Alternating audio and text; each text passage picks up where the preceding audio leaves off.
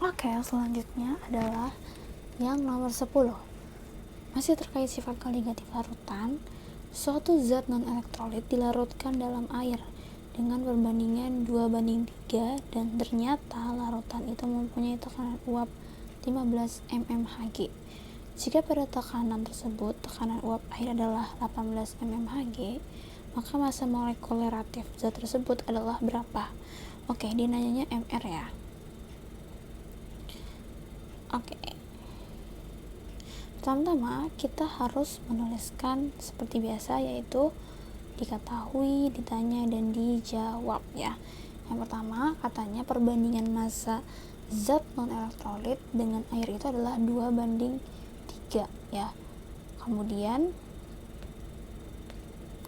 2:3. Kemudian diketahui juga 2:3. Kemudian diketahui juga tekanan uap larutannya yaitu 15 mmHg dan tekanan uap pelarutnya yaitu 18 mmHg.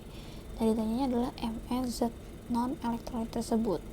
Pertama-tama yang harus kita lakukan adalah cari perubahan penurunan tekanan uapnya, yaitu delta P sama dengan P0 dikurang P-nya.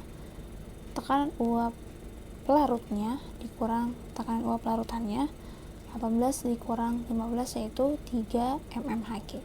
Selanjutnya kita harus mencari XT atau yang kita ketahui sebagai fraksi mol terlarut atau fraksi mol zat terlarut dengan rumus matematisnya, yaitu delta P sama dengan P0 dikali X terlarut atau fraksi mol terlarutnya, dimana nanti kita mau cari XT kan ya, berarti kita keluarin XT-nya ya, XT sama dengan delta P dibagi dengan si P0-nya. Kita tadi udah tahu selisih delta P-nya adalah tadi 3 ya kan, terus P0 adalah 18. Nah berarti kan sini kita bisa bagi ya, ini bagi 3, 1 bagi 3 ini 6, berarti kan 1/6, berarti jumlah XT itu sama dengan 1/6 ya. Nah, selanjutnya kita harus cari perbandingan mol zat terlarut atau MT dengan mol pelarut atau MP, karena nanti fraksi mol itu kalau kita jabarin lagi rumus matematisnya adalah mol terlarut per mol terlarut ditambah mol pelarutnya. Terlarutnya siapa? Yang tadi ya, senyawa zat non elektrolit. Pelarutnya siapa? Pelarutnya adalah air. Nah tadi katanya jumlah XT adalah 1/6, berarti kalau kita jabarin nih NT-nya itu adalah mol terlarutnya adalah 1 gitu kan. Terus mol terlarut dijumlahin dengan mol pelarut adalah 6, berarti kan 1 ditambah 5 yaitu 6 ya, berarti sama ya dengan yang kita temuin tadi, XT sama dengan 1/6 gitu ya. Nah maka mol terlarut dijumlahkan dengan mol pelarut itu sama dengan 6 ya, kita dapat dari situ ya, dari tadi XT sama dengan 1/6. Nah berarti bisa kakak tulisin N terlarutnya 1, N pelarutnya 5. Nah setelah kita dapat mol terlarutnya 1 dan mol pelarutnya adalah 5, kita bisa menggunakan rumus perbandingan massa dengan perbandingan mol ya. Ini terkait dengan hukum dasar kimia juga ya, dimana kita membandingkan perbandingan massa itu akan sama dengan perbandingan molnya gitu ya. Nah di sini tadi kita kan udah punya ya mol terlarut yaitu si zat non elektrolit dengan mol si pelarut yaitu pelarutnya adalah air gitu ya. Di sini kita dapat, nah mol pelarut itu kan, mol itu rumusnya adalah massa dibagi MR atau AR ya. Mol terlarut juga sama, massa dibagi MR atau AR-nya. Nah, mol pelarutnya sini kan adalah air ya. Jadi kita cari dulu MR air. Air itu kan dia H2O, berarti 2 dikali 1. Satunya adalah ARH-nya. Terus O-nya tuh jumlahnya ada 1, berarti 1 kali ARO yaitu 16. Berarti 2 tambah 16 yaitu berapa? Ya, yaitu 18. Nah, makanya di sini ya dia di 3x dibagi 18. 3x dari mana kak? 3x tadi ya, perbandingan massa zat non elektrolit dengan si air gitu kan.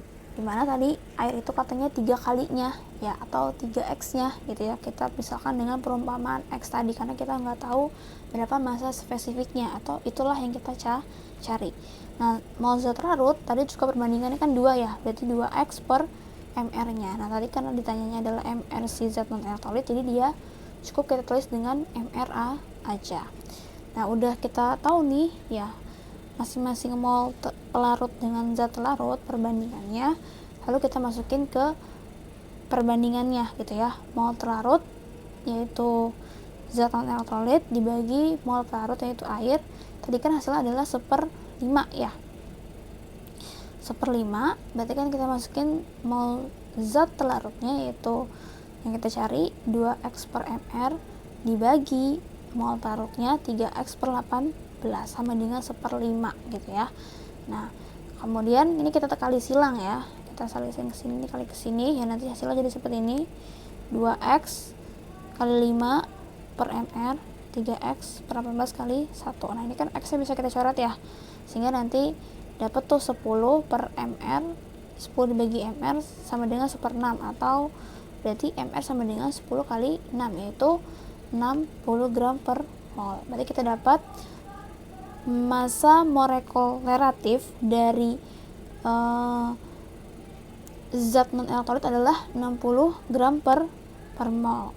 Oke, jadi jawabannya yang mana jawabannya ya, jadi jawabannya adalah yang 60, yaitu yang C ya, yang cacing. Oke, sekian pembahasan untuk kuis kimia SKL atau sifat koligatif larutan. Nah, silahkan kalian latihan lagi, baca-baca lagi ya untuk SKL ini ya. Makin banyak latihan, makin kalian bisa paham dengan konsepnya dan jadi pede untuk ngerjain soalnya gitu ya. Oke, see you in the next topics ya.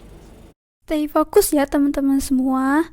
Bagi yang suka sama video ini, tolong bantu like ya, dan juga komen.